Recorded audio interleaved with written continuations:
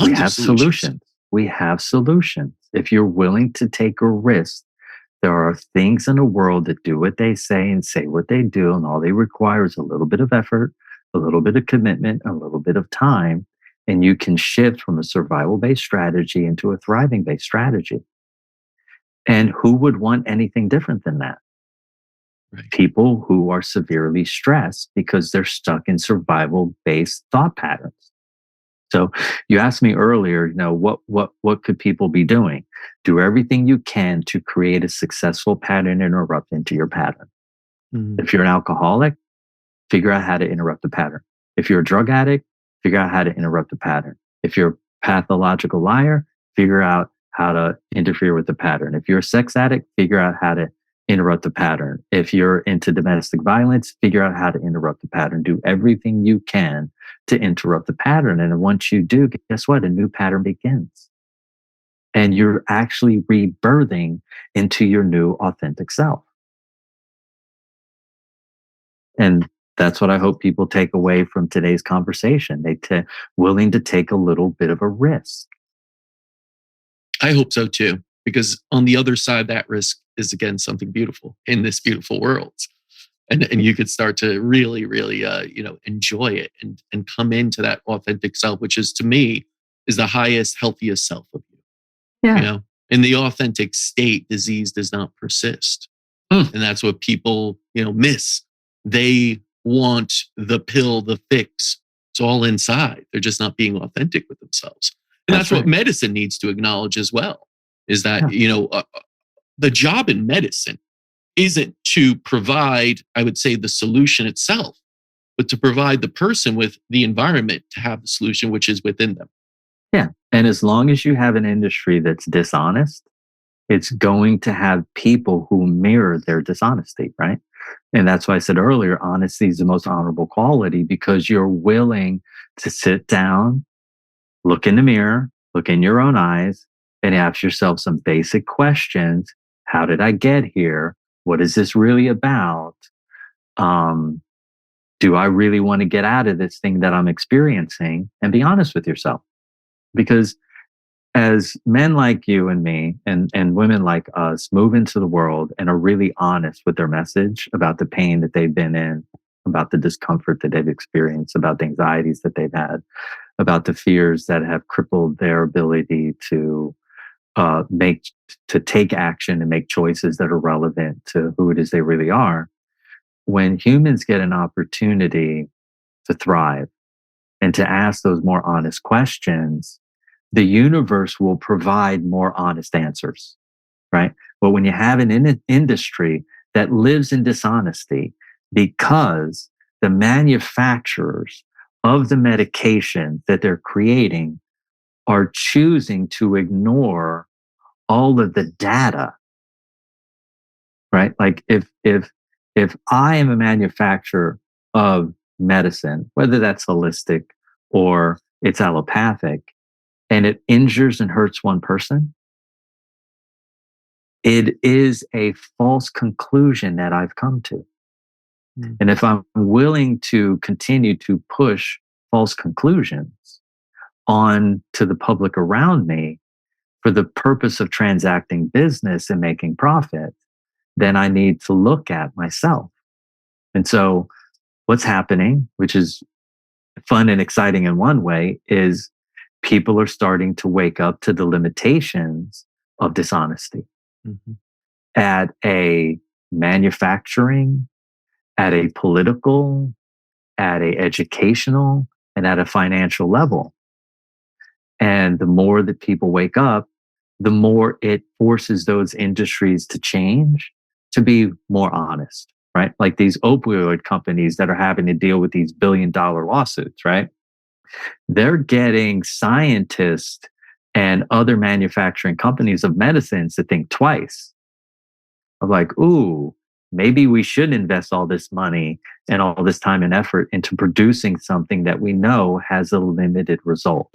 Maybe there's an opportunity to focus on resolution as opposed to management. Who wants to manage disease when you can resolve it? Absolutely. Why would you want to manage it when you could resolve it? And all you had to do was filter back through the history of your lineage to begin to understand what your ancestors went through and to create successful pattern interrupts. As you said, disease cannot thrive in an environment of self realization. It can't. Because when you're self realized, you're transcending dis-ease through your self realization, being self aware, right?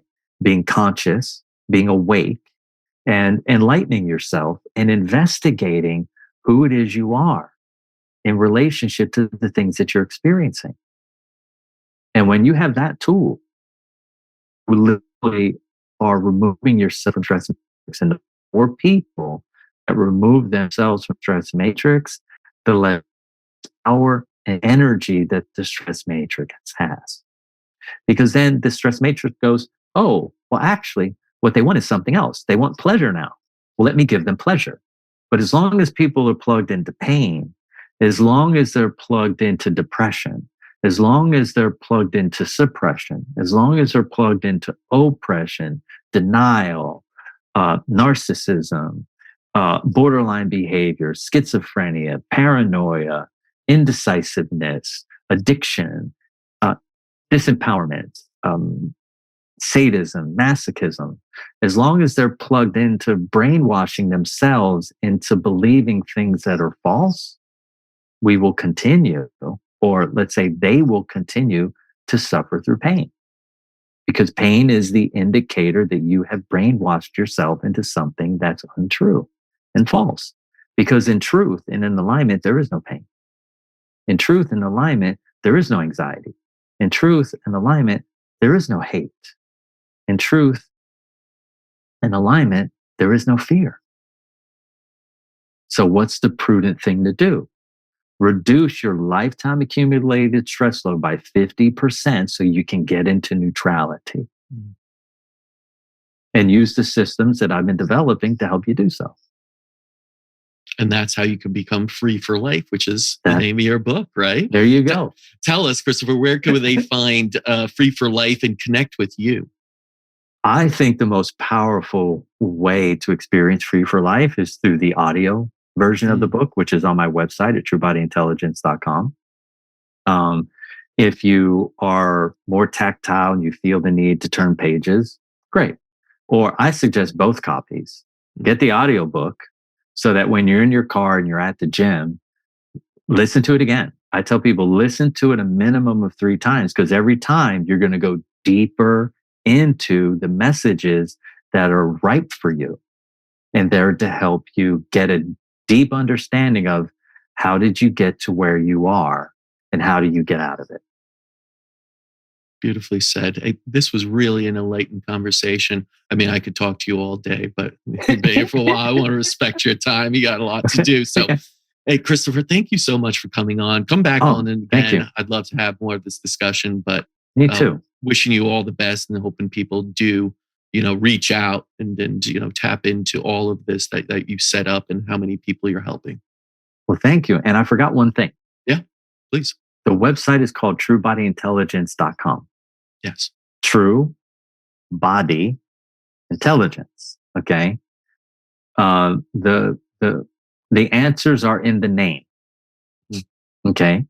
Go there, read, research. I even put some music on there. I'm a singer, songwriter, artist, producer, and there's some good quality music that'll help you relax in the background.